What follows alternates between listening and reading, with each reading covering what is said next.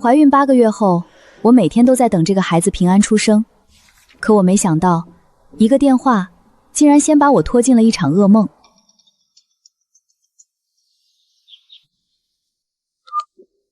您好，陶女士，请问您入住这几天的体验还满意吗？对我们的服务有什么意见吗？满意？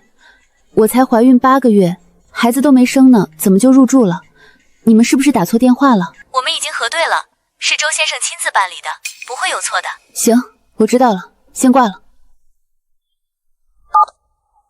周先生亲自办理，我倒要看看你还能怎么变。周成玉，这是怎么回事？月子中心说我已经入住了，还是你亲自办的手续？这个，老婆，这月子中心收费80万呢，我们哪住得起？是他们搞错联系人了。你在家坐月子儿子吧，我保证到时候一定把你伺候得舒舒服服的。行了，明月，你别多想，真是他们搞错了。你确定吗？我马上给我姐打电话。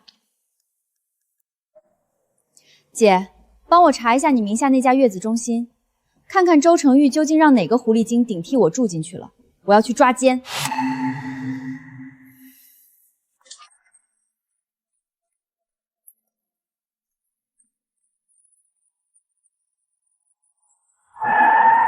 我姐就是这家月子中心的老板，位置早就给我留好了。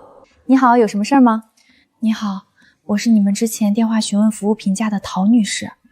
陶女士，您不是已经回房间了吗？什么？而且就在刚刚，陶女士她还专门感谢了我们服务周到呢。可我才是应该入住的陶女士，陶明月女士。你该不会是因为没钱住我们月子中心，就想跑来胡搅蛮缠吧？陶女士可是和她老公一起来登记入住的。我们不熟悉陶女士本人，难道还不熟悉一直和我们对接的周先生吗？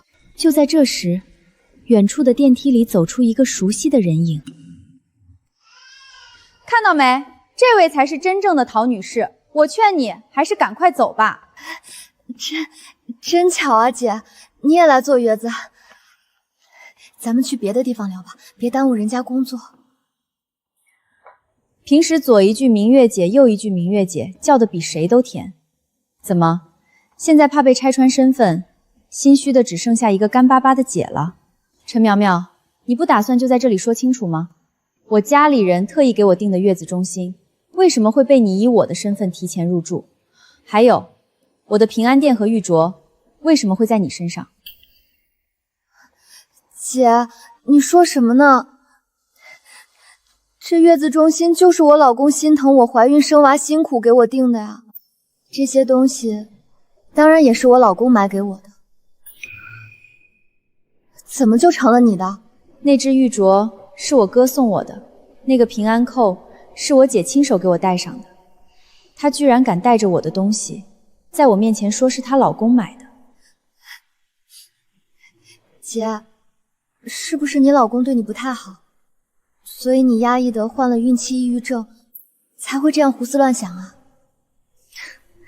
陈苗苗，我以前怎么不知道你这么会抢别人的东西呢？抢东西？什么情况？好像是那边那个孕妇在说，前台那边吵起来了。刚才说冒名入住，还有首饰，好像也不是他的。你好，这位女士登记入住的时候是有给过身份证验证的吧？我很想知道她是怎么验证通过的。身份证都不验，这也太草率了。这陶女士当时说她身份证丢了，所以我们就没用她的身份证做身份验证。她老公周先生全程陪同，也肯定也不能有假呀。就凭周先生是她老公，就可以不验证她的身份让她入住？怎么？是觉得男人就不会说谎了？这流程确实有问题。姐，人家前台也就是个打工的，你为什么非要在这儿为难人家啊？他怎么一直挡着不让别人问前台？太奇怪了。其实什么样的经济条件就做什么样的月子，你也没必要这样的。就在这时，他的电话响了，看到来电人，他的表情瞬间僵住。怎么不接？他不是你老公吗？你倒是当着大家的面接啊！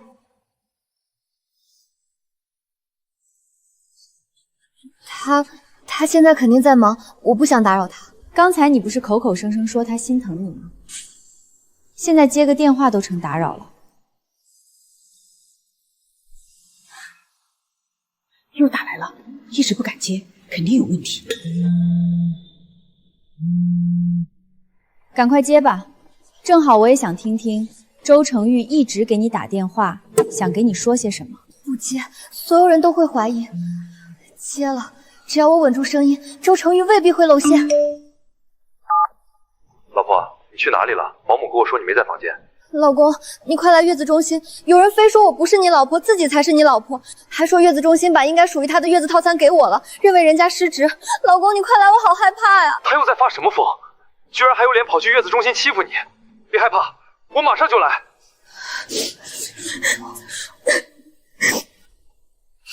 听到了吧？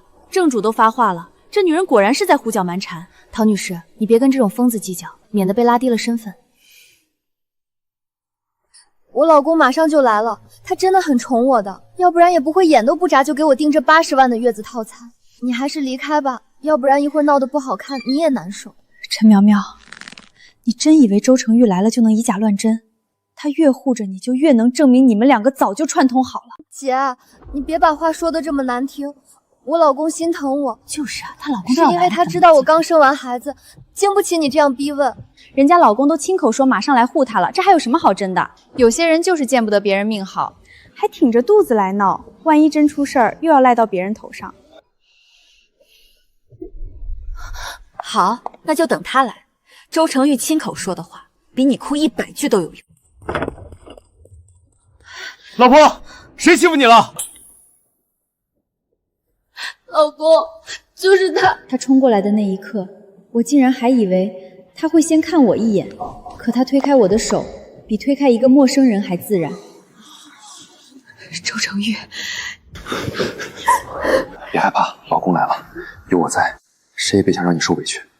老公，我真的好害怕。周先生都来了，这下还有什么好说的？这疯女人刚才不是挺能闹吗？现在正主来了，怕是百口莫辩了。挺着肚子还来纠缠别人老公，也真够难看的。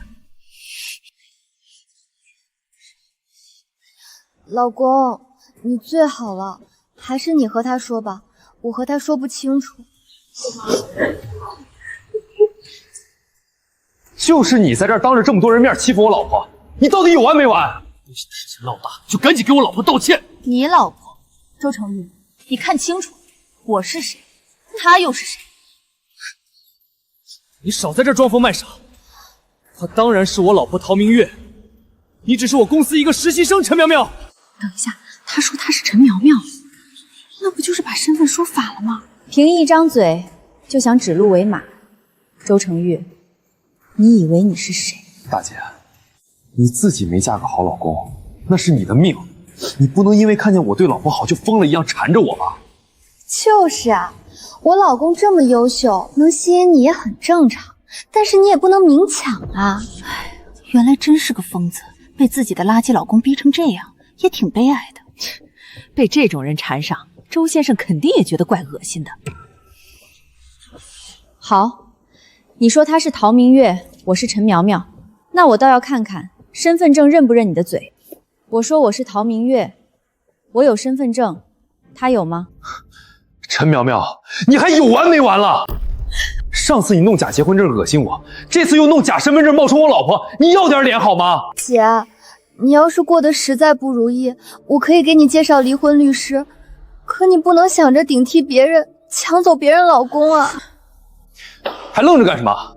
这种疯女人拿假身份证来闹事儿，你们不叫保安吗？万一她伤到我老婆和其他孕妇，你们中心负得起这个责吗？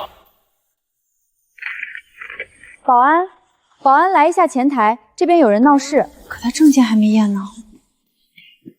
就是他拿假身份证闹事儿，还想伤人，赶紧把他带走。女士，请你先配合一下。哎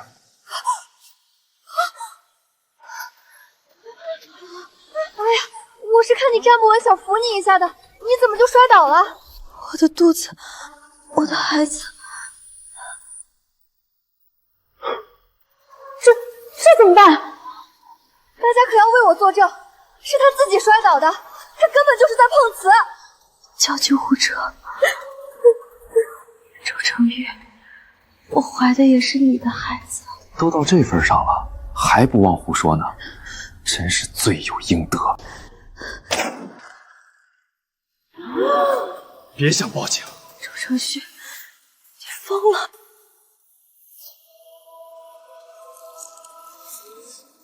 放开我的手！姐，如果你做一个声明，说你这样和我和月子中心无关，我就帮你叫救护车。你丧尽天良！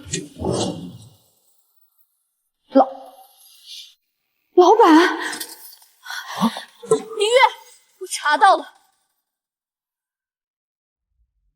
你老公周成玉那个混蛋出轨了，搞出的孩子都比你肚子里的早2个月出生。等会儿，前台叫他老板，那躺在地上流血的才是真正的陶明月。那这个穿月子服的真是冒牌货，还冒充人家身份来坐月子。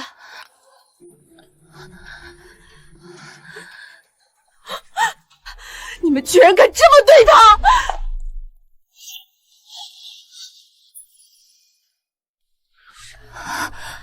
明月，撑住，姐姐在，姐姐来了。同为孕妇，我看着都心惊胆战。这姐妹也太惨了，80万的套餐被小三住了，自己还要被老公污蔑成疯子。哎呀，久仰大名，你好，你好，真是太抱歉了。这种小事竟然惊动了您亲自过来，给您的中心造成了这么大的麻烦，真是我们的罪过。您放心，我一定马上把这个疯婆子赶走，绝不让她在这儿弄脏了您的地盘。你们还愣着干嘛？你们老板都亲自到了，还没看到这个疯女人在撒野吗？怎么办？是啊，这到底谁是谁呀？我可不敢动啊！对了，曲总，刚才听您提到妹妹，哪位才是您的亲妹妹啊？您看这都是缘分。我老婆陶明月她在这儿住着，以后您不在的时候，大家抬头不见低头见的，我们也好帮忙照顾照顾。对啊，曲总，刚才听您在那儿骂，您那位妹妹也实在是太倒霉了，怎么就遇上出轨渣男了呢？你们2个离我妹妹远点儿！他刚才都说了是妹妹，这男的还上赶着叫人清理掉她，太离谱了。曲总，您别生气，成宇哥也是为了您的中心好，这种疯子确实该处理的。明月，你别吓姐姐，看着我，别闭眼。快叫救护车！喂，120吗？月子中心，快，有个孕妇大出血，快点来啊！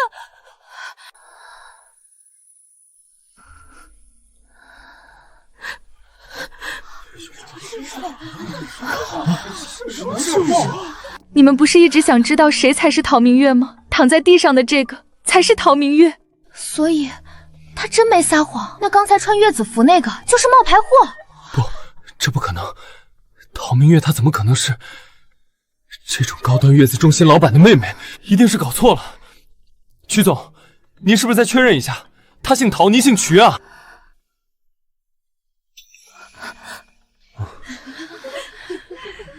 她姓陶，您姓瞿，这怎么可能是亲姐妹？一定是哪里弄错了。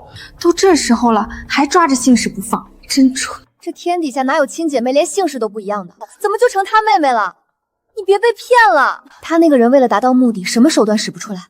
该不会是用了什么见不得人的手段欺骗了曲总，才让曲总在这自降身段帮着他骗人吧？哦，对了，曲总，您看这位才是货真价实的豪门千金，陈区科技陈总的亲妹妹。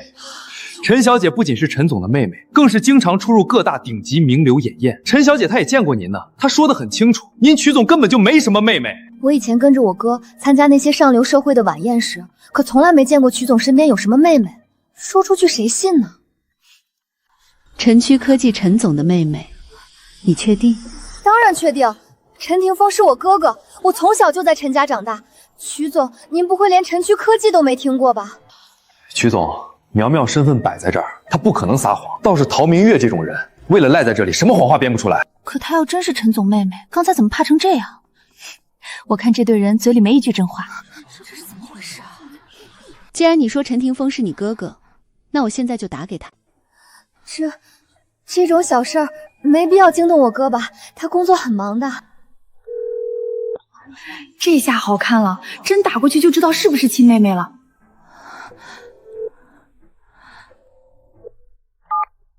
曲英，这个时间给我打电话，出什么事了？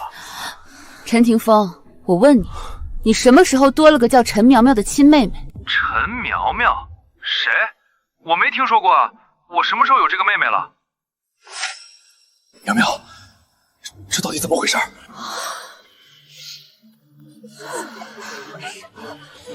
程昱哥，你听我说，我不是故意骗你的，只是太爱你了，我怕你看不起我。让开一点，孕妇出血，先保持平躺，别乱动。医生，快救她，她怀孕8个月了。动作轻点，马上把她送往医院。让一下，麻烦让一下。明月，坚持住，马上就去医院了。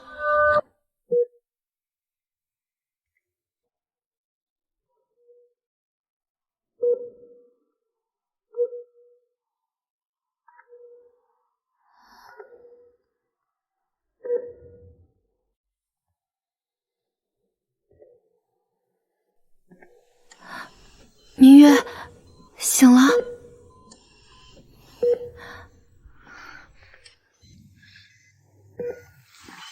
孩子没保住，对吗？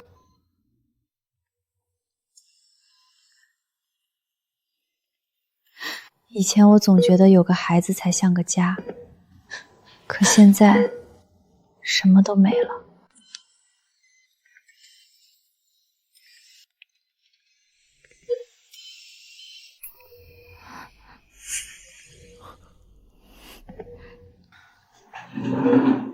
你们来做什么？不许过来！你们不配靠近他。明月，曲总，我不是故意的，我真的不知道事情会变成这样的。那时候太乱了，我也是被苗苗骗了。明月姐，我真的不是故意的，我只是太害怕了，我也没想到你会真的出事。你们一个说不知道，一个说不是故意，那我的孩子是自己不想活了吗？明月，我不是那个意思，我也不知道孩子会没了，我真的……你不知道？那一地的血，你眼下看不见吗？周成玉，你这种畜生根本不配当父亲。明月，我专门带苗苗来给你道歉，结果呢，热脸贴冷屁股，你们一个个都摆脸色给我看。要是你早点告诉我，你大哥是陈霆锋，你姐姐是瞿曼，我怎么可能去得罪他们？我是疯了才会去得罪我自己的财神爷吗？现在好了，陈霆锋直接把我开除了，全行业都在封杀我，我这么多年的努力全毁了，你满意了？陶明月，这就是你想要的报复是吗？你看着我被辞退，你心里是不是特别满意？我说过的，可你每次听我说起家里人，哪次不是一副不耐烦的样子？还没等我开口，你就嫌我啰嗦。你早就已经不愿意听我说一句话了。今天这个下场，是你亲手推开的机会，是你自己自作自受。自作自受？陶明月，你还有脸怪我？还不是因为你自己太邋遢了？你看看你现在，和个黄脸婆有什么区别？我每天在外面为了这个家拼死拼活，你关心过我累不累，辛不辛苦吗？你明明有这么好的家庭条件，你姐是老总，你哥也是老总，你随便张张嘴就能拉我一把。可这个是陶明月，可你呢？你眼睁睁看着我到处求人，你就是不肯帮衬我。是啊，明月姐，虽然这话难听，但夫妻本是一体的。程昱哥心里的苦你根本不懂，其实他早就不爱你了，之所以还没离开你，全是为了那点男人该有的责任感，才愿意委曲求全和你过下去。听见了吧？要不是苗苗大度，我差点就被你这个恶毒的女人给毁了。周成玉，你还真是蠢得惊天动地。怎么，现在陈苗苗说她没帮过你，你就觉得我这个当老婆的也没帮过你？我再问你一遍，我没有帮你吗？那你以为你是怎么进的晨区科技，又是怎么坐稳那个经理位置的？别说那是你的本事！就在几个小时前，在你误以为陈苗苗才是陈总妹妹的时候，你可不是这么说的。那时候你可是恨不得跪下舔她的脚，一口一个全是靠苗苗帮衬，觉得没她你这辈子都当不上经理。怎么，发现认错祖宗了，就立刻觉得全是自己的本事了？你刚才不是还大义凛然地说你早就不爱我了，只是碍于责任才愿意跟我过下去吗？可你是怎么履行你所谓的责任的？你对外宣称陈苗苗才是你的老婆，在众目睽睽之下说我只是个有癔症的疯婆子。你所谓的责任就是带着小三去抢我姐留我的月子套餐，然后眼睁睁看着我被打。周成玉，你不仅是个烂人，你还是个杀人犯，你亲手害死了我们的孩子。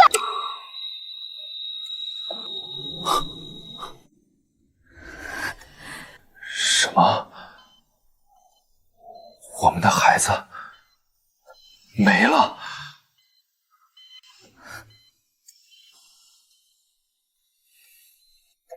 不可能啊！怎么会呢？苗苗刚才只是轻轻推了你一下而已，哪能就这么没了孩子？陶明月，你是不是为了报复我，故意在骗我？轻轻推了一下，周成玉，你是不是忘了，这个孩子本来就是我吃了不少苦，拼了命才强留下来的。当初为了保胎，我每天都要往肚子上打排卵针、保胎药，那一排排的针眼，我疼得整夜睡不着觉的时候，你不都守在旁边看着吗？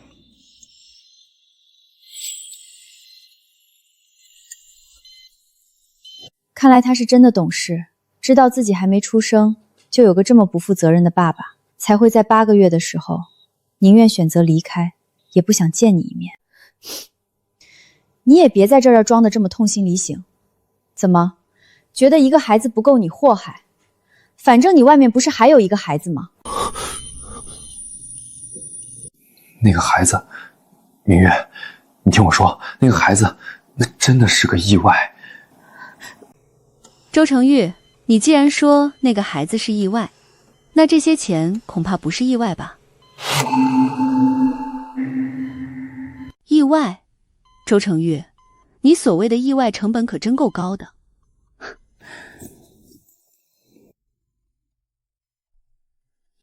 明月，你看看我刚才查到的这些非常有意思的东西。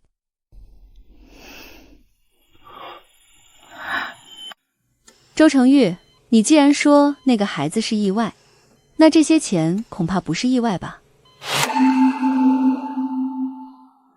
你的年薪在晨趣科技算高的了，一年撑死也就50万。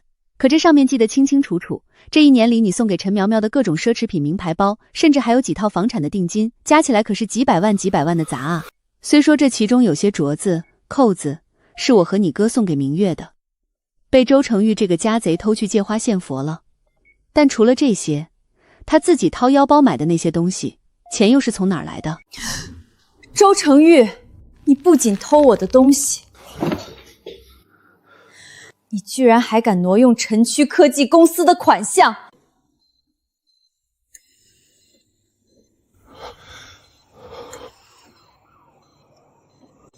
不，明月，你听我说，我没有，那只是……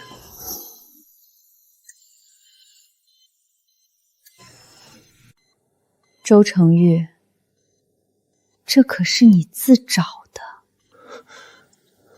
你做的那些畜生事，我一笔一笔都给你记着。你以为被开除就完了？我告诉你，我绝不打算就这么算了。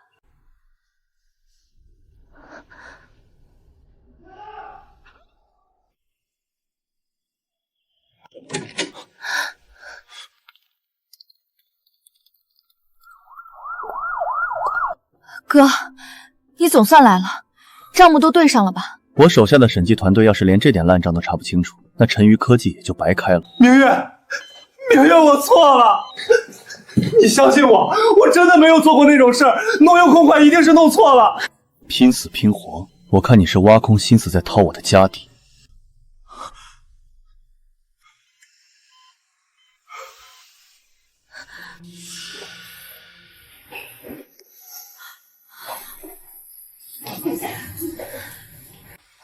周成玉，你疯了！你弄疼我了！放手！一个丧门星，都是你害的！明月，你相信我，这些首饰我当初真的是以为不值钱，真的。我以为就是地摊上的便宜货才会拿给苗苗带着玩的，我不知道这些是你哥你姐送的贵重东西啊！还你，明月，我都还你。只要你让你哥跟警察说这都是误会，这些东西我都物归原主，我们还像以前一样过日子，好不好？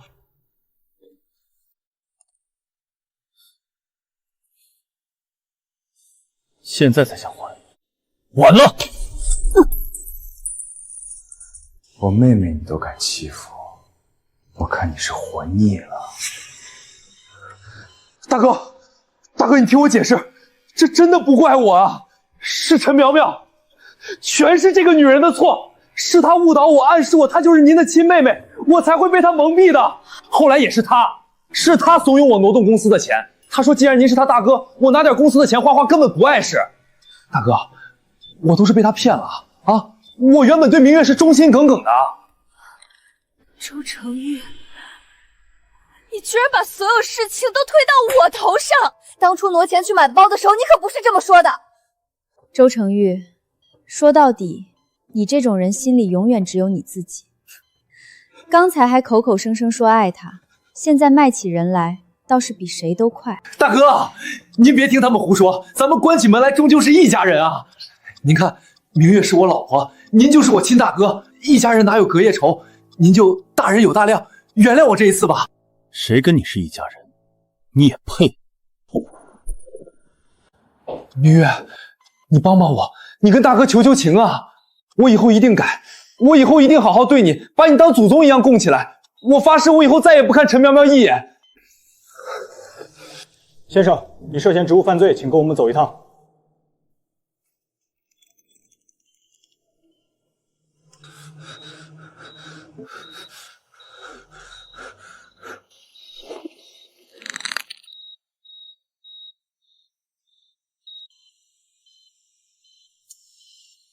明月，既然你的孩子被陈苗苗给弄没了，那我有个万全的办法。陈苗苗肚子里也怀着我的种，那就把她的孩子赔给你。你说什么？你要我帮你养外人的孩子？对啊，反正那孩子也是我的骨血，生下来记在你名下，咱们一家三口还是圆圆满满的。只要你跟大哥说不追究了，我马上让这女人滚蛋，孩子归你。人到底可以不要脸到什么地步？你害死了我的孩子，现在竟然想拿私生子来当筹码，还觉得这是在施舍我。周成玉，那个孽种你还是自己留着吧，我嫌脏，谁和你是一家人了？你也配提一家三口这4个字？我已经让律师拟好离婚协议了，我要和你离婚，现在立刻滚去监狱里签你的字吧！不行，我绝对不同意。陶明月想跟我离婚没那么容易，想让我一无所有了，想甩开我一个人过好日子，你做梦！我不签，打死我也不签。周成玉，你同不同意早就已经没用了。警察同志，把他带走吧，别让这种畜生脏了我妹妹的病房。你挪用公款、职务侵占的证据足够你坐上几年的大牢。重婚罪、非法占有他人财物，这份协议只不过是给你最后一点体面，你不签，法院也会强制判离。警察同志，现在把这个犯罪分子带走吧。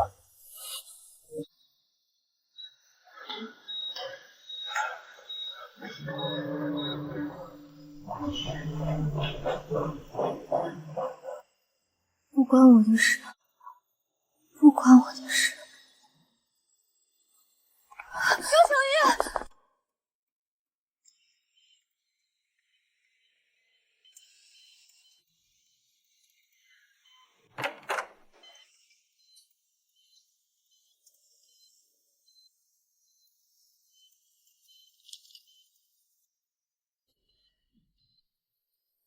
明月，来，先把这燕窝粥喝了，这可是我盯着厨师熬了4个小时的。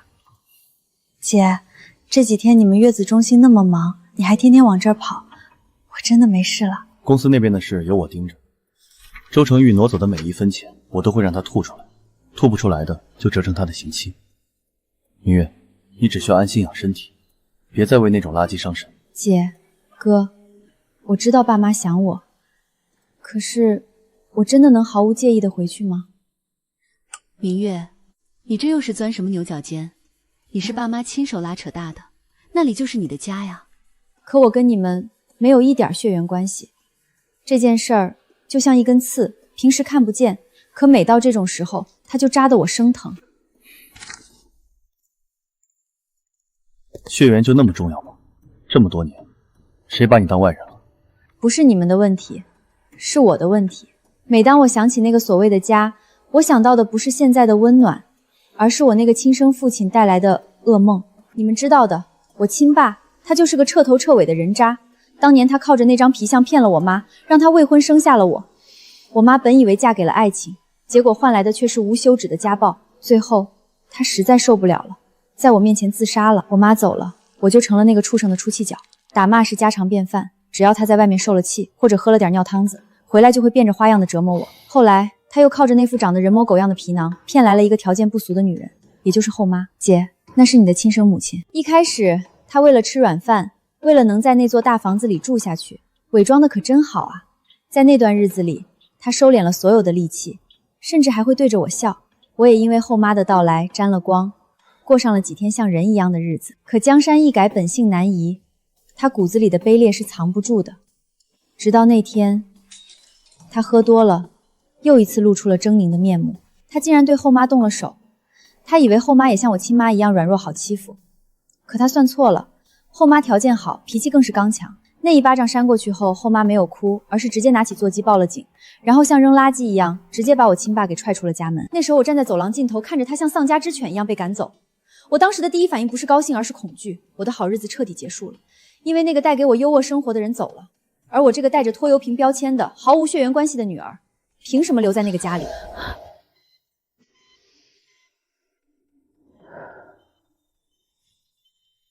姐，你知不知道，当初后妈把我亲爸踹出门的时候，我连行李都不敢收拾。我躲在门背后，听着他在外面骂骂咧咧的滚远，我心里只有一件事儿，下一个被扔出去的肯定轮到我了。傻丫头，我妈那时候脾气是刚，但她看人的眼光准。她要是想扔了你，又怎么会在拉着我走的时候死死攥着你的手不撒开？是啊，我也没想到，后妈不仅没嫌我是那个畜生的女儿，居然还带走了我。她给我换了干净的裙子，带我去吃我从来没见过的甜点。她跟我说，明月，以后你就是我的亲闺女，没那个混造，咱们一样火。再后来，后妈带着我和姐姐再嫁，爸带着你走进了那个家。哥，你还记得吗？你那时候冷着一张脸，我吓得半死，总觉得我这个多出来的拖油瓶会让你不高兴。我那是天生脸臭。我很感激后妈，也很感激爸，他们给了我第二次生命。可是姐哥，你们越对我好，我就越觉得自己在那张全家福里显得那么突兀。我知道我的存在有些尴尬，我没有陈家的血，也没有屈家的血，所以呢，这就是你毕业之后连家都不回，非要一个人搬到外面租房子的理由。我只是不想给你们添麻烦，你们已经为我做的够多了。周成玉能进大哥的公司，是因为你和大哥看在我的面子上提拔他。我怀孕的时候，你二话不说给我留了最贵的月子套餐，我欠你们的，这辈子都还不清。陶明月，你到现在还没搞清楚我们为什么生气吗？当初你执意要搬出去，执意要靠自己，我和阿英没拦着，是觉得你有志气。但当你遇到困难，被周成玉欺负，甚至流了产，都不肯第一时间联系我们的时候，我们是真的生气了。对，我们生气是因为你把我们当外人，在你眼里寻求我们的帮助是添麻烦，但在我们眼里那是家人该有的依靠。你以为搬出去是独立，我们却觉得你是在划清界限。明月，你听好了，我最后再说一次，不管你姓什么，不管你身体里流着谁的血，从爸妈领证的那天起，你就是我们的妹妹。没错，就算没有血缘关系，咱们也一样是兄妹。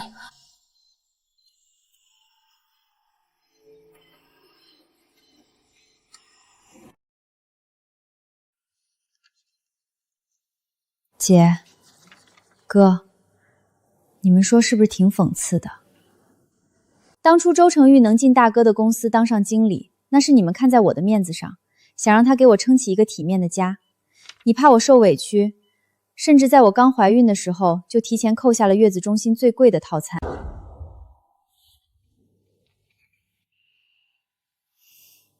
好，我回去。但是姐哥，我求你们一件事儿。回去了千万别告诉爸妈这些具体的事儿，别提流产，别提家暴，也别提周成玉干的那些畜生勾当，就说我们性格不合离了，我生病住院调理几天。明月，你受了这么大委屈，我不希望他们担心，他们对我太好了，好到我甚至觉得自己是个罪人。我总不能让他们为了我这个没血缘的闺女，临老了还要去承受这种锥心之痛。我不能让他们寒了心，更不能再给他们添这种堵。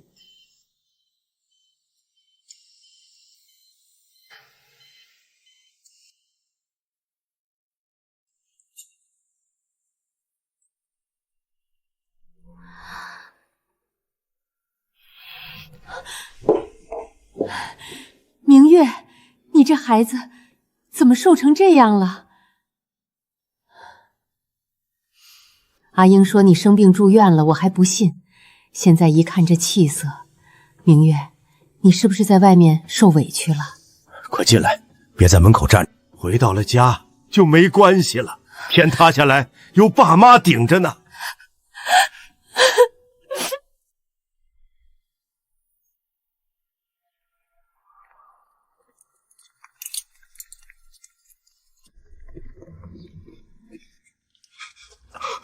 明月，明月，我错了，你救救我！6年我会死在里面的。周成玉挪用公款，非法侵占他人财物，判你6年，那是法律给你的仁慈。明月，东西都追回来了，那些被这畜生弄脏的首饰，我都找人重新清洗抛光了。其实这些东西对我来说已经不重要了，重要的是属于我的尊严，属于我陶明玉的身份，终于拿回来了。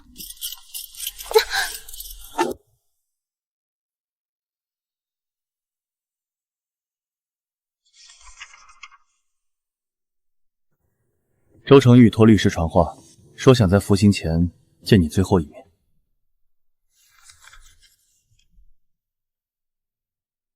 他似乎有很多话想求饶。见他做什么？大不了是求饶之类的事情，这是他的事。可我已经不想再听了。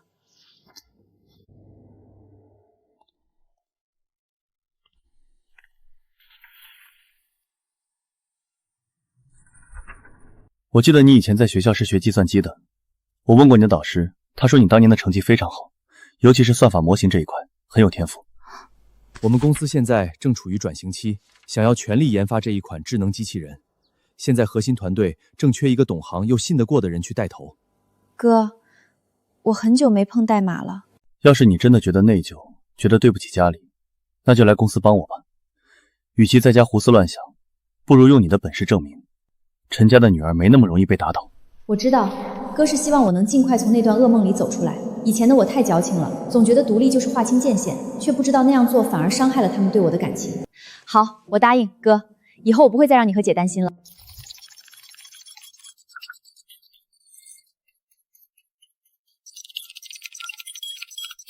陶工，新一代的避障算法跑通了，您的那个模型优化后，反应速度提升了30%。还没到时候，把压力测试的数据再拉一遍。我怀疑在复杂光线环境下，红外传景会有延迟。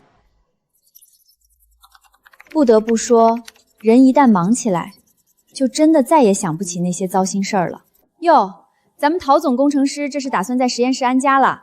陈霆锋说你这2天连饭都顾不上吃，我特意来查岗。姐，你什么时候来的？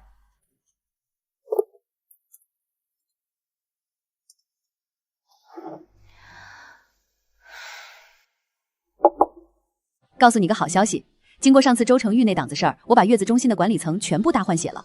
现在入住流程严谨到了极点，必须本人身份证、指纹和人脸识别3重验证。以后啊，绝对不会再出现有人冒名顶替的情况了。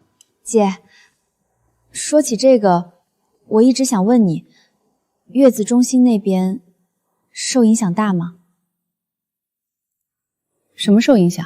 毕竟那天我闹了那一出，血溅了大堂，还有那么多客户看着。你那是高端路线，讲究的就是个贵气和安稳，那些客户不好安抚吧？会不会因为我毁了你这么多年的口碑？陶明月，你又来了，每次都把错误往自己身上揽。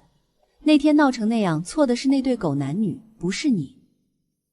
可是姐，如果不是因为我……没有如果，你是受害者，不是麻烦源。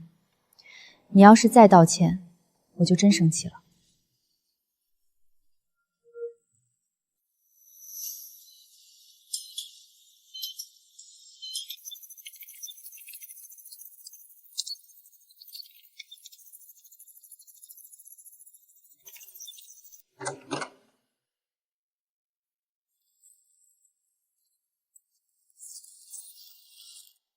歇会儿，先把饭吃了。哥，你又来了，这个算法正跑到关键地方，我等下就吃。等下就凉了，我这每天雷打不动的来陪你吃饭，就是怕你为了这劳氏研发，把自己给活活饿死。哥，我也不是小孩子了，我有分寸的。再说你每天这么忙，还得跑过来盯着我吃饭，多不好意思啊！别自作多情，我是怕你要是累倒了，爸妈和阿英能把我耳根子念到穿。再说了，你是我带进公司的，你的身体健康也是我的 KPI。我看着大哥专注盯着我吃饭的样子，心里一阵温热。这1年来，如果不是大哥和姐姐这样密不透风的关怀，我可能真的会溺死在那个噩梦里。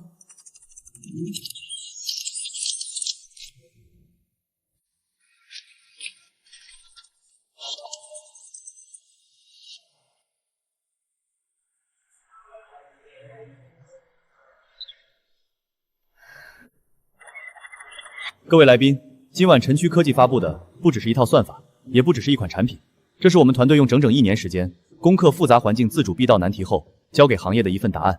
明月避障大模型不是单一传感器的算法叠加，而是一套面向真实复杂环境的自主决策系统。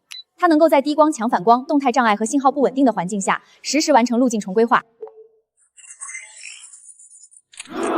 这个响应速度已经超过现在市面上的多数商用系统了。不只是速度，关键是它能判断复杂场景，这才是真正的元素决。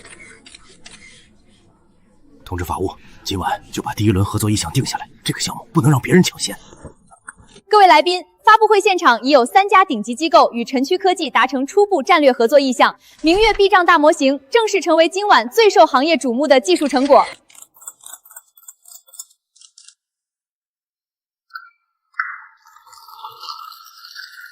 我曾经以为自己这辈子都只能活在别人的阴影里，可现在我终于明白，我不是谁的附属品，也不是谁施舍来的拖油瓶，我是陶明月，是明月避障大模型的总负责人，也是这一刻站在行业顶端的人。他身边有家人，我真正托起他的，但终于站到了人生的高处，不是靠婚姻，是他自己的谁的怜悯、尊严和重新站起来的勇气。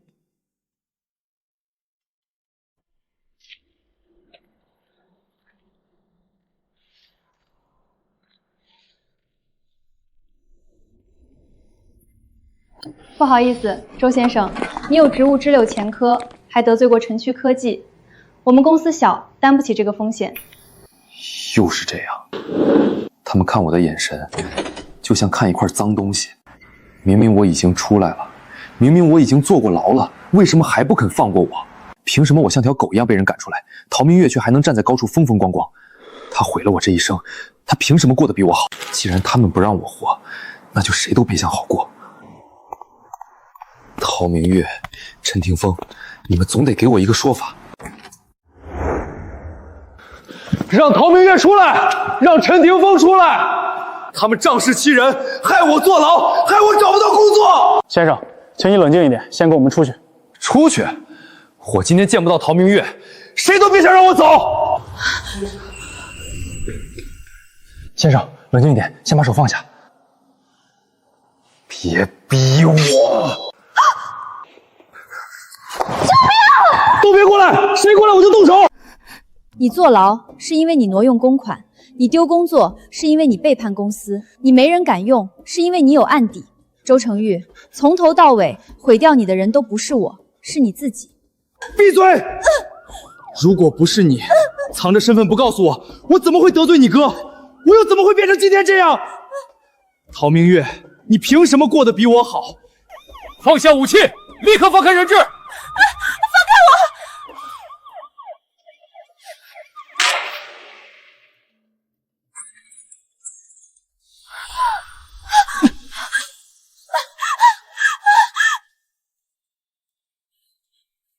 明月，结束了。是啊，结束了。